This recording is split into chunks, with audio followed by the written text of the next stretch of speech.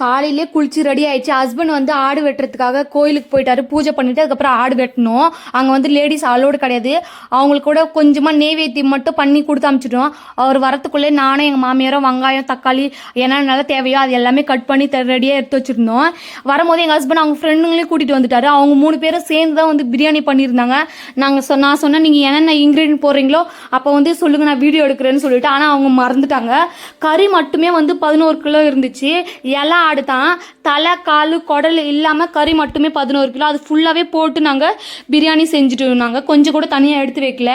அப்புறமா சாமிக்கு நெய்வேத்தியமாக கொஞ்சமாக கறி எடுத்து செஞ்சு திருப்பி படைக்கிறதுக்காக கொடுத்து அனுப்பிட்டு இருந்தோம். நாங்கள் பிரியாணி வந்து செம்ம டேஸ்ட்டாக இருந்துச்சு. அவங்க 3 பேருமே நல்லாவே செஞ்சுருந்தாங்க. எனக்கு வந்து இந்த அரிசி கழுவுறது, இந்த புதினா கொத்தமல்லாம் க்ளீன் பண்ணி கொடுக்குறது, இது மாதிரி வேலையெல்லாம் கொடுத்துருந்தாங்க. நான் சொன்னேன், அண்ணன் எனக்கு வீடியோ எடுக்கணும்ண்ணா அப்படி சொல்லியிருந்தேன். எங்களுக்கு சாப்பிட்றதுக்கு மட்டும் நாங்கள் பிரியாணி எடுத்து வச்சுட்டு மற்றது எல்லாமே எங்களோட லேபருக்கு எடுத்துகிட்டு போயிட்டாங்க. 2-3 வாட்டி போயிட்டு வந்தாங்க. எல்லாருமே நல்லா திருப்தியாக சாப்பிட்டாங்க. ரொம்பவே நல்லா இருந்துச்சுன்னு சொன்னாங்க. இங்கே மகாராஷ்டிராவில் அமாவாசைக்கு முன்னாடி எல்லாருமே ஆடு வெட்டி இது மாதிரி பிரியாணிலாம் போட்டு குழம்புலாம் செஞ்சு சாப்பிடுவாங்க. இந்த மாதிரி வீடியோக்கு லைக் பண்ணி